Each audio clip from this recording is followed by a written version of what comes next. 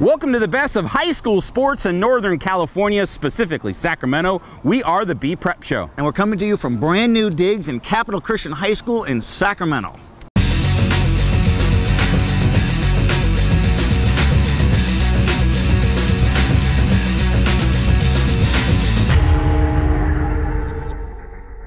Welcome back for another edition of the Bee Prep Show. I'm your host, Mike Finnerty, joined as always by my co-host, Joe Davidson, the Sacramento Bee, and we are coming to you from Chuck Massey Stadium on the campus of Capital Christian High School. This school, built in 1977, here in Sacramento, this was all acreage, about 65 acreage, and they wanted to get a church here and a school, and then this fall, they said, we want a little bit more. We want a track and a new field turf. It's beautiful. It's a small school. NorCal powerhouse in basketball last year. Sac Joaquin section #1 all season in basketball. Really good in football, really good in soccer. Pretty good program. We talk about this theme. Small school, big hearts, heart of a champion. Yeah, and the guys anchoring here, Ab Alvarez, obviously the head coach for the soccer team. Phil Graham's the head football coach, who's here all the time. I think he opens up the gate for most everyone. He just gave us a golf cart ride here. Yeah, we felt lazy. So we're glad to be here from Capital Christian, but we are going to bring you some high school football highlights right now, Joe, and we're going to bring you our Les Schwab game of the week. We have two Sac Joaquin section powerhouses over the years, the Vacaville Bulldogs and the Granite Bay Grizzlies.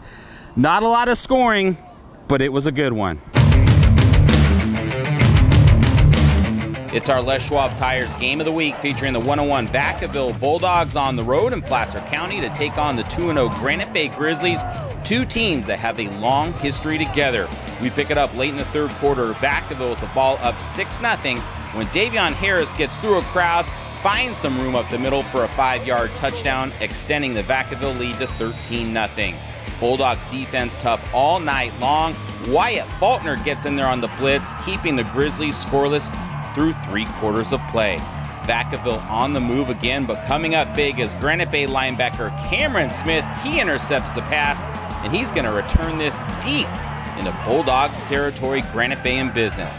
Finally, the Grizzlies get on the board here. It's Justin Yeaton finding Will Stabbert at the 5. He's going to do the rest himself. That's a 10-yard touchdown, cutting the lead to 13-7 with 4:15 left to go.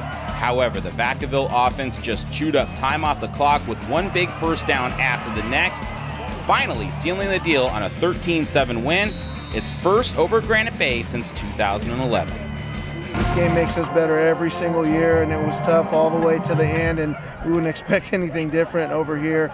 We caught a couple breaks and were able to get a couple drives going toward the end of the game. Really helped us out. They did a great job defensively and all the way around. Our defense really kept us in this game tonight. This was a test. We have a little rivalry between Granite Bay, and this was a time to tie it up and make the score even between us, and it was a great win. It's a matchup of unbeaten teams squaring off. You've got the 3-0 Timberwolves of Woodcreek playing host to the 2-0 Bruins of Ponderosa. And what would a Woodcreek game be without the Black Mob student section? A great atmosphere for high school football.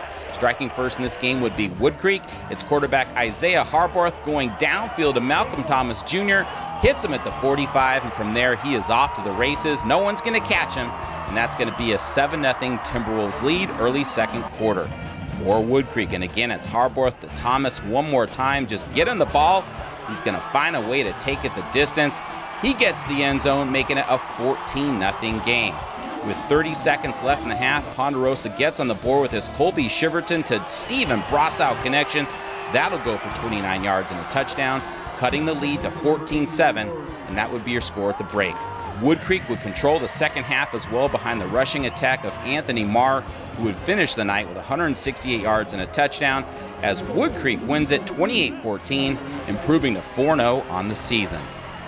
Mike, as you can see, Malcolm Thomas gets down the field. What a player, receiver. He's a leader. He's a senior. He talked about, hey, it used to be embarrassing to be wearing this jersey. Now it's a jersey of pride. First 4-0 start in school history. All right, a lot of skill players. We like talking about skill players, linebackers, sometimes like Cameron Smith.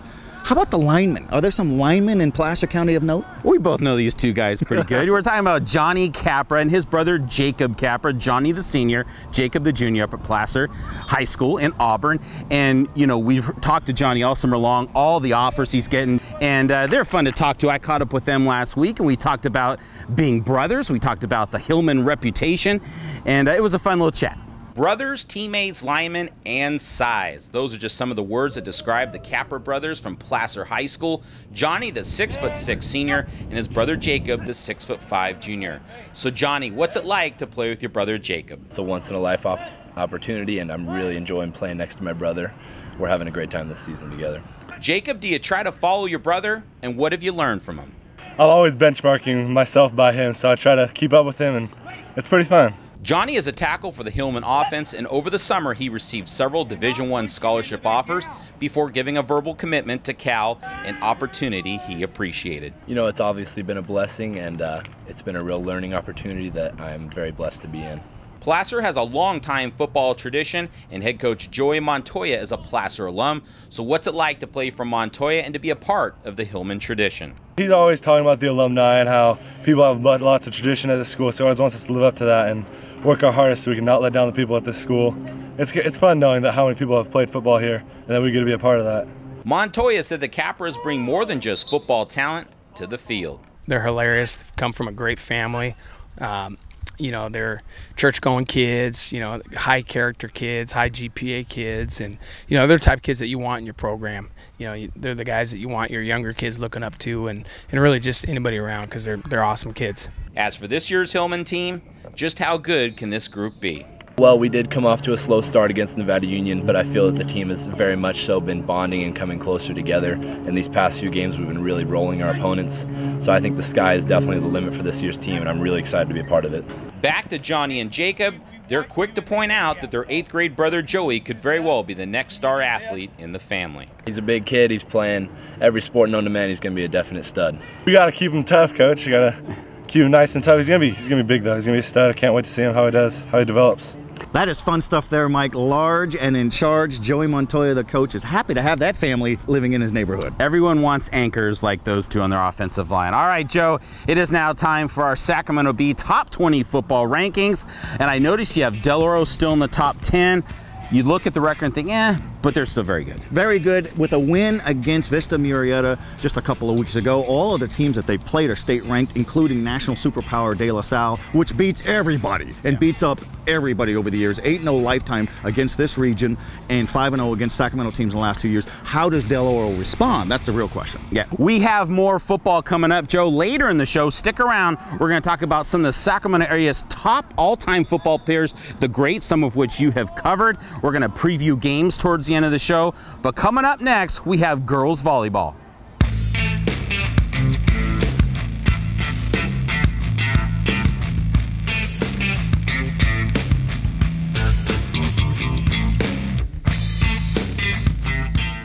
All right, welcome back to the Bee Prep Shows. We bring you the best of high school sports in Northern California. Big emphasis in Sacramento. Brought to you by our good friends from Save Mart up and down the valley. That's our coverage area. A lot of football on this show. More football coming, including some of the great players in Sacramento history and some games to watch coming up. But volleyball is always in the air at this time of year. Oh, man, volleyball. We have some great teams, Joe, and I got a chance to catch up with a couple top 5 teams. The Rocklin Thunder on the road to take on the Christian Brothers Falcons. The Thunder are playing very well, as are the Falcons. Here are your highlights. To Christian Brothers High School we go, home of the number 4 Falcons taking on the number 5 Rocklin Thunder. We'll start with the first set where Rocklin junior Maddie Haynes made an immediate impact as the Thunder held a slim lead for most of the first set. Freshman Abby Margman made it a 22-17 game here, and then to close it out, Thunder go back to Haynes for a 25-18 game 1 win. Second set now, Christian Brothers grabbed a 16-13 lead right here on this block, but here comes Rocklin. Morgan Farrell with the block in the net gives the Thunder a 19-18 advantage. Margman was just huge down the stretch for Rocklin, getting it to a 24-22 game. And this smart play by Julianne Miller seals game 2, 25-22. Final set, just too much Rocklin. They get it to 14-7 right here, and then later on, 21-13 before Margman puts it away, 25-22. Rocklin gets a 3-0 sweep, a big win for a young team. Let's head up Highway 50 to Ponderosa High School in Shingle Springs, where the Bella Vista Broncos were taking on the Bruins. Game 1, Broncos go up 24-16 with the ace, and they would take that opening set 25-16. Ponderosa bounced back and took the second set 25-22 and would give Bella Vista a battle in that third set, tying it at 24 all right here. However, this kill by Bella Vista's Clara Kubicki would give the Broncos the third set 27-25 to go up 2-1. Fourth set was a battle as well. Michaela Parker is going to put the Broncos up 16-10, but Alex Boyle and the Bruins tied at 24. Then Liz Gray gets this one to go for the 26-24 winner as the Broncos prevail 3-1. All right, Mike, good stuff. I'm amazed at the tenacity and the skill set of some of these volleyball teams around here, but there was a big upset last week as well. The Pleasant Grove Eagles, Joe, they get the win over St. Francis, the first time in their history. Tough loss for St. Francis, but a big win for Pleasant Grove. As you can see, they move up the rankings. And of course, El Camino still holds the top spot. Yeah, and El Camino unbeaten until further notice. And that St. Francis winning streak in league play was more than 100 matches, so good job by Pleasant Grove.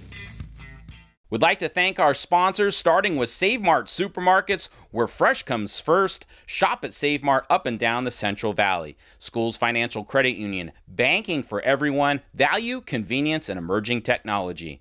Von Hausen Automotive Group, celebrating 50 years with Mercedes-Benz. Stop dreaming and start driving. Roseville Auto Mall. If you're looking for a used car, go to the Roseville Auto Mall with over 6,000 vehicles to choose from. And Les Schwab Tires. Since 1952, we promise we'll get you more for your money. Welcome back as we talk high school sports in Sacramento, Northern California. We are the Bee Prep Show, brought to you by our good friends from Save Mart. Volleyball, football, more to come up, and soccer. Always love soccer around here. We're here at a soccer venue here at Capital Christian High School in Sacramento. Last week, interesting thing, Pleasant Grove of Elk Grove got a tie with Jesuit, which is state ranked. #1 was the Sacramento Bee, #1. That's a great milestone there. Then Davis and Yolo County sticks Jesuit with a 3-0 loss. So much for fun with your rankings. Yeah, my rankings changed a little bit because of that. As you can see, Jesuit dropped, but Granite Bay moves up. So as we say every week, the rankings are fluid. They'll continue to change, and if you beat a ranked team, you're going to move up. We've got the Cougars playing host to the Bella Vista Broncos. Take a look. It's soccer time now, and the Capital Christian Cougars entered last week as the Bees' #3 ranked team, and the Cougars were matched up on this night against the Bella Vista Broncos, a team with only 3 starting seniors and looking for a signature win. Scoring first was Capital Christian's Paul Herskowitz. He gets it to go. That's going to make it a 1-0 game just 7 minutes in. Later in the half, Bella Vista's Gary Valadez fires from long distance. He gets that to go. That's going to find the right side of the net, tying the game at 1-1, and that would be your score at the half. Second half action now, and here come the Broncos. Devin Miller sends this one towards the goal, and Alec Vasquez is there to put it in at the 57th minute, giving Bella Vista its first lead of the match at 2-1. With 3 minutes left to go, Herskowitz, he gets in close, he scores again, and we're all tied, this time at 2. Clock winding down, just under 2 minutes left. Capital Christian is called for using the hands in the box, and that's going to set up this penalty kick attempt for Bella Vista. Devin Miller gets the honors, and he takes care of business. That goes in for a 3-2 Bella Vista advantage, and that would prove to be your game winner as the Broncos hold on to beat Capital Christian, giving the Cougars its first loss of the season, while the Broncos improved to 4-3-1. I was hoping to come down to a PK. I didn't see it coming, but at practice, I practiced those for 30 minutes after practice every day, and unfortunately it wasn't as well placed as I had hoped it would be, but I put it in the back of the net, so that's what counts. We knew Capital Christian was right up top of the best, you know, with Jesuit and Granite Bay, so it was big for our boys to step up and actually pull out the win. It was at the last second, but that's the way soccer games are played. Good stuff out here, good quality soccer. Doesn't matter if it's a large school, small school. You want to see some more athletes? Here is this week's Von Hausen Stars of the Week. This week's Von Hausen Stars of the Week are Malcolm Thomas Jr. of Woodcreek and Matty Haynes of Rocklin. Thomas, the 6'1", 185-pound receiver, cornerback, and kick returner for the Timberwolves, had yet another big performance, this time against Ponderosa. Thomas had 150 yards receiving, including 2 touchdowns, and a 65-yard return for a touchdown, hoping to spark Woodcreek to a win and improve to 4-0 on the season. As for Haynes, a 6'4" outside hitter for the Thunder, helped lead her team to a 2-0 week that included wins over Christian Brothers and Woodcreek. In 2 games, Haynes averaged 18 kills, 2.5 blocks, 5 digs, and an ace. All right, that puts a wrap on soccer, but we got a lot more coming up. Yes, we do. We've got football and volleyball. With football, we're going to preview some of this week's games, and we're going to tell you about some of our Sacramento Bee all-time football players, some of which you covered, and I caught up with an area superstar in girls volleyball. All right, welcome back to the Bee Prep Shows, where we bring you the very best of high school sports in Northern California. Strong emphasis in Sacramento, brought to you by our good friends from Save Mart. More football in this segment, including previewing games at the end of the segment. But Mike, one of the fun things about high school football is talking about players from yesteryear and how they still resonate decades later. Well, you've had a chance to see some of these guys we're going to talk about. The Bee all-time football greats from this area. Let's give you our first name. How about Lance Briggs, linebacker out of Elk Grove High School? We all know him as a linebacker for the Chicago Bears. What did you like about him? So tough, so ferocious on defense, 7-time Pro Bowler for the Chicago Bears. You know what? He might be the all-time greatest player, all told, all levels. We've got more linebackers though, Joe. How about Teddy Bruschi out of Roseville High School? He went to the University of Arizona. We all know him as a Super Bowl linebacker for the Patriots. You had him as your Bee all-time greatest football player from this area. Yes, in 2000 we did a story kind of the end of the millennium, and he was our #1 player. I thought he was the greatest high school football player in regional history. Based on high school, might still be the fact because he's got 3 Super Bowl rings. Could not block him in high school. He just overwhelmed people. The word I used to use was he ransacked opposing offenses. Did a pretty good job winning 3 Super Bowls too. Yeah. All right, let's stay in Placer County. Out of Oakmont High School, Dan Buns. He played for the 49ers. Everyone knows him for making that great goal line tackle against the Bengals. He teaches middle school in Sacramento. The Super Bowl stop, the tackle in Super Bowl 16 that helped kickstart a dynasty, very special to him. NFL Films said it was the greatest tackle in history. So yeah, he's an all-time player. Let's go to superstars, Joe. How about the quarterbacks, the egomaniacs? How about Ken O'Brien? He played for Jesuit High School, went to UC Davis, which we all know about, and then of course he's a Pro Bowl quarterback for the New York Jets. He wasn't a very good quarterback in high school. He had great upside. 1977, it was a running team, became an All-American at UC Davis. He's a great player. He had a couple Pro Bowl seasons. And his niece is Devin Herenda, the setter for the El Camino Eagles, so she's playing, and she's a big-time player in this area right now. She might be a better athlete. Yeah, I don't know about that, but yeah, it could be. All right, Joe, how about James Campen? You've known him for a long time. He's with the Green Bay Packers now, but he's got a history here. He sure does. He played center for the great Ponderosa Bruin teams up in Shingle Springs in the early 1980s. Was also a state championship wrestler. He used to drive up to the New Orleans Saints training camp and said, I'm not leaving this parking lot until you give me a tryout. And wound up making the Packers roster in Green Bay, became Brett Favre's first center, became good friends. Now is coaching line for the last several years for the Green Bay Packers. You got to have some muscle and might on our all-time group, and that's what you got. Good stuff there. And again, you've covered some of these guys. Quite a treat for you. All right, Joe, we're going to talk a little volleyball now, girls volleyball, and the team on everyone's radar right now is the Pleasant Grove Eagles, and I had a chance to catch up with one of their top players. She's an Oregon commit, Sumeet Gill.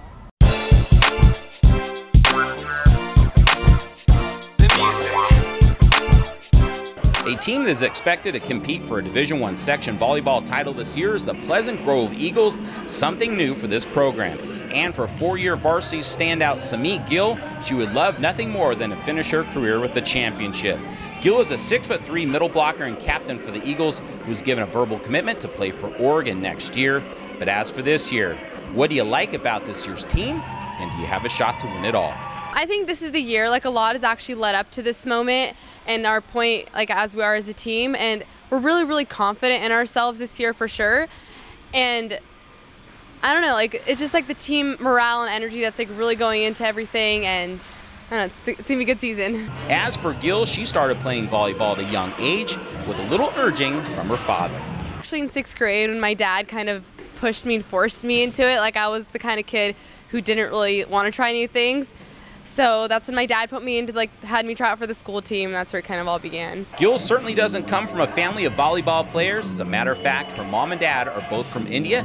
Gill was born and raised in the United States. So were your parents athletes at one time? My mom actually played, did track and field a lot, and she was also really interested in badminton. And then my dad, he was kind of like the village kid. He didn't do anything. He messed around a lot. That was him. The University of Oregon will be Sumeet's next stop for volleyball and education. So what was the process for selecting Oregon? It was actually a lot that went into the whole process. It all happened so quick and early. But one thing that really sold me there was the fact that, because I value education a lot, so I felt I really needed a school that would helped me both my education succeed in that aspect and like really further my career as an athlete also. Pleasant Grove has been on a steady climb since Gill's arrival. 5 wins her first year, 19 wins her second year, and then 20 wins last year. Is it section title or bust for the Eagles? Definitely. And like obviously like our coach has like higher goals set for us, but like we're going to start right now with sections and kind of build up to our bigger goals. That's a nice conversation with a nice player who's going up to the Oregon Ducks. Bonus up there. Pleasant Grove might be in the section Division I finals. Yeah, I wouldn't be surprised, especially with that win over St. Francis. All right, Joe, we're going to preview some football games for this coming week. And let's start it off in the Sierra Foothill League. You've got the #1 team in the area, Folsom, playing host to Granite Bay. I'll take Granite Bay. I think for them to win, they're going to have to get to Jake Browning.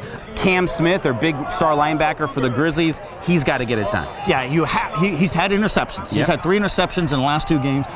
You have to get into the face mask of Jake Browning, and nobody's done that the last 3 years for the most part, unless you're named De La Salle. He's got 27 touchdowns in 4 games, and he has not played for 7 quarters because they were wiping teams out. He's just unbelievable. Yep. We're going to stay in the SFL. We've got Woodcreek of Roseville going up the hill, Highway 50, to take on the Oak Ridge Trojans. I'll take Woodcreek for them to get this win. They're going to have to stop Ian Book. And that means Drew Lakowski, the defensive back, the lone starter back for Oak Ridge on defense, he's got to guard him, and he's got to make plays on offense as well. With Ian Book as a quarterback, it's a terrific opener. Yep. Let's go to a different league. How about Franklin of Elk Grove on the road to take on the Grant Pacers? Franklin, their quarterback Lamar Jackson is now running back. That's a new look for the team. For them to beat Grant, they got to stop the size. Yeah, and Grant's got ferocity, size, speed, a whole bunch of running backs. These 2 teams tied Elk Grove for the Delta Championship last year. Could be the same thing now. Great opener for the Delta League, and Grant always has a fabulous atmosphere in Del Paso Heights. All right, we're going to wrap it up with the Ponderosa Bruins going to Antelope to take on the Titans. We had a chance to see Ponderosa last week. We were impressed with them despite the loss to Woodcreek. They've got lots of talent. Antelope's good at home.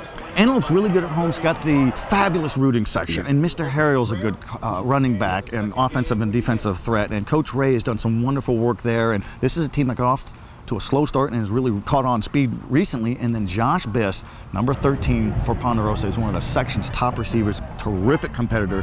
He's not the fastest guy, but he's got great hands, and he's got to be stopped.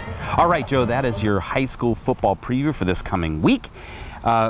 A fun week it's going to be because league play starts, and we're all kind of interested to see how things play out in the SFL. That's it. Big show.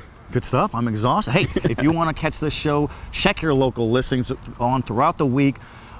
On TV, also on sacbee.com later in the week. We've got stuff in the paper and in print because we got high school on our brains because we value the great fun that high school sports is. And if you can't watch it live on TV, Tuesdays are new shows on Comcast Sportsnet. I say you record it. DVR it. All right, Joe. It's fun to be out here at Capital Christian. Great hosts once again. Thank you for watching, folks, and we'll see you next week.